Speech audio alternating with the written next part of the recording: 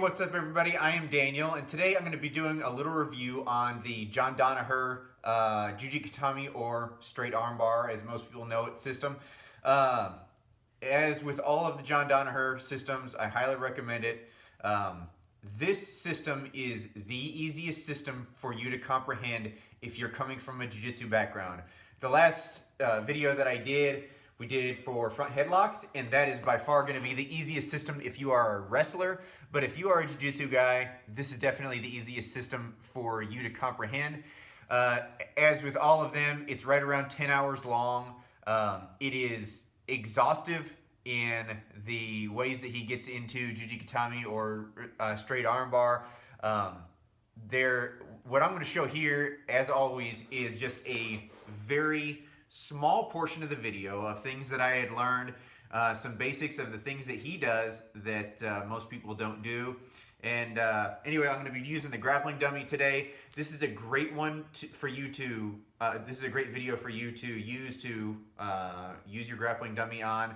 Most of the positioning and most of the foot pummeling are done with the dummy in a supine position like this, and you can work the arms here in a second.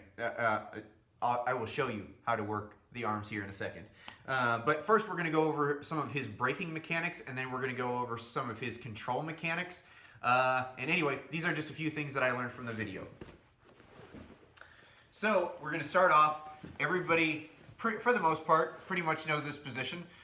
This is just the very typical Juji Gatame position.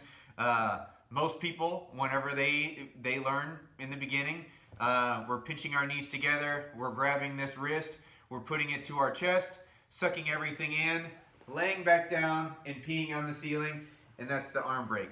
It's very effective. I've popped people's arms with it, you've popped people's arms with it, everybody's popped people's arms with it, but just because it's effective doesn't mean that there's not something that's more effective. So I'll show you the braking mechanics of the John Danaher, and that is, I'm going to take two hands to the wrist, just like what we would with the straight arm bar, and I'm going to bring his elbow over my hip bone. So instead of like smashing my groin with his elbow, I'm going to bring this over my hip bone. Now I have a pull arm and a push arm, so I'm rotating my body this way over my hip. Now that his elbow is over my hip, I'm pushing down with this arm, pulling down with this arm, at the same time raising this hip. And you can see this arm is completely straightened out, and I have, what, 12 inches left to go. So I can really just pop this person's arm from that position. I go asymmetrical. As he tries to do the hitchhiker escape, the most common escape whenever somebody has an arm extended is going to be the hitchhiker escape. So he wants to turn his thumb upward like this, turn his hips over, and start to run this way, okay? As he starts to do that, when I have this wrist to my shoulder, his elbow over my hip that's closest to his hip, as I'm in this direction, he is going to start to run, and he's going to break his own arm, okay? If I am in this position or this position, this is an invitation for him to turn and start running this way and eventually get around and start to pass on my guard, right? So that's the simplest braking mechanic breakdown that I can do of the John Danaher system. He always wants the person to end up here in this supine position, which most people call the spider web, but you know, whatever you guys call it at your gym. I'm going to tape this dummy's hands together, and we're going to go into some of the control positions. Alright guys, so we're going to go over a few of the control options that John Danaher has in his video. All I did was tape this dummy's hands together. It just took 3 or 4 wraps of tape. I'm not trying to break the dummy's hands apart, but you'll see here in a second. What I'm doing is basically a drill of different types of ashigarami when I get stacked. You'll see here in a second. So when I'm here in this ashigarami position, you can see, especially with my long legs, I don't have just a ton of control, okay? So what I want to do is get asymmetrical. Right now I'm in a symmetrical position. You can see both of my legs are exactly the same. And what I want to do is I want to take my head side hand, put it in my pocket right here, okay? And I'm gonna fall toward his legs and I'm gonna control his leg. Now from this position, you can see now I have this back heel pressure on his head, and this leg is very, very weightless. As I'm in this position, if I can, sometimes, you know, I do this with the leg, do like this rear naked choke position, but today we're just gonna work as if they were doing a gable grip or something like that. So I have this hand in the pocket. If I can buy this space with my knee, I'm going to. So I buy this space with my knee. This is gonna be full ashigarami. We're gonna come in here, pummel this foot in into 3/4 ashi.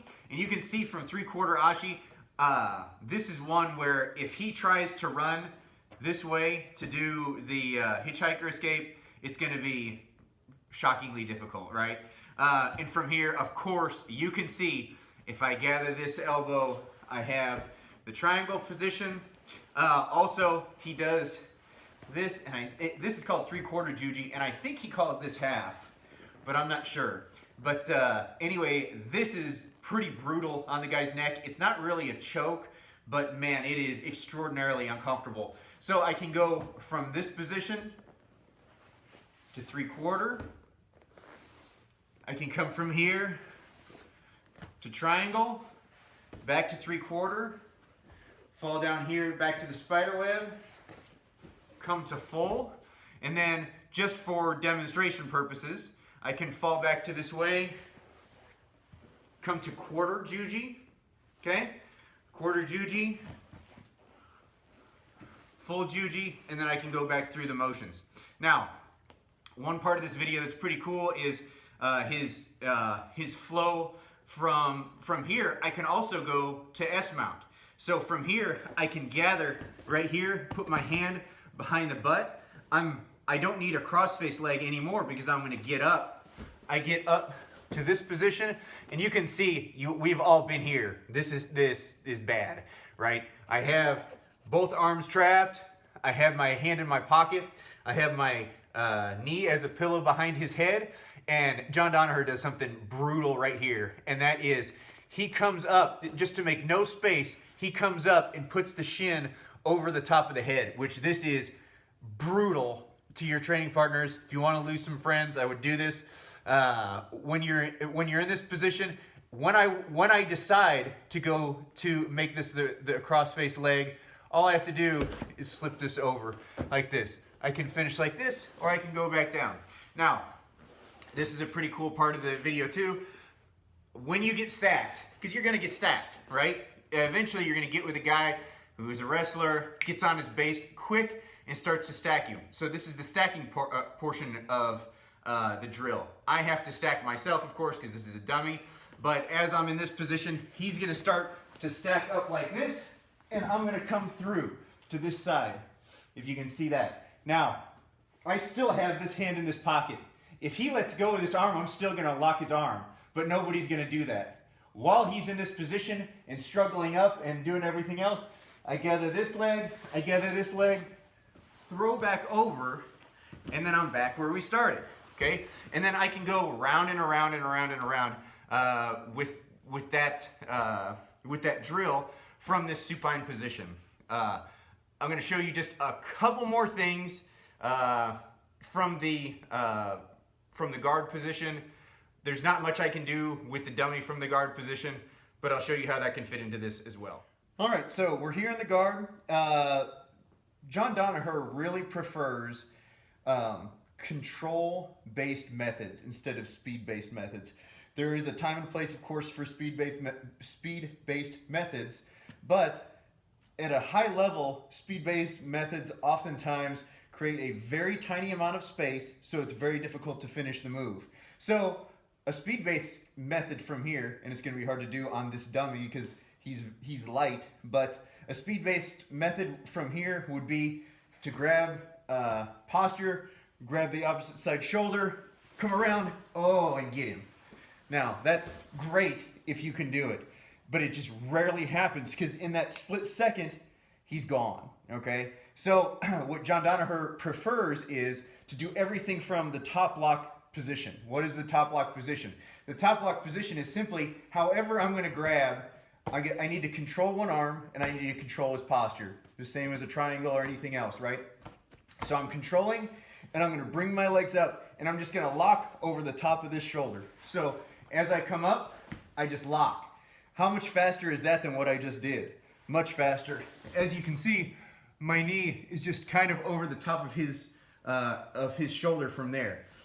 From here, he is in trouble. Like, I have my legs crossed, he's in trouble, he's got one shoulder in, one shoulder out, or I have both shoulders in. Either way, I'm top locking all of this down. Now I can go grab this, stack up to here. I'm still controlling the back of his head. As I come from here, I can control however I'm going to do it and then come around. So once again, I'm gonna come here. However I do this, oh, top lock, quick. Comes on. Stack up to here behind the head. However I'm gonna control this, and then I'm here in this position. So it's small incremental movements as he kind of climbs up the tree. Anyway, guys, this is a very, very minute part of the video. As with all of his videos, it goes into such depth that it will blow your mind, okay? There is stuff in there, no matter what your level is, you will see stuff that you've never seen before. This stuff, like I said, this is just pretty basic stuff that he does different than most of the other people that you're gonna see or learn from or anything else. There's nothing wrong with the way that somebody else teaches. This is just the way he does it. This is also the way that I prefer to do it. These are things that I learned from the video. Anyway, guys, this is all I got for today. John Danaher, Juji Gatame. Get it now. It's right now. If you're watching this video, it's 50% off on BJJ Fanatics, which is $100. It's $100 to do. Most of us spend that per month at jiu-jitsu class. So if this is definitely worth a month's of instruction for 10 hours of Juji Gatame. The next video we do is probably going to be the triangle video, since that is the last one to do. That'll be very interesting, but you'll see that whenever we get there. All right, we'll see you guys later. Earn my pay. Hard work. I get off the rock, I move on down. Hard work.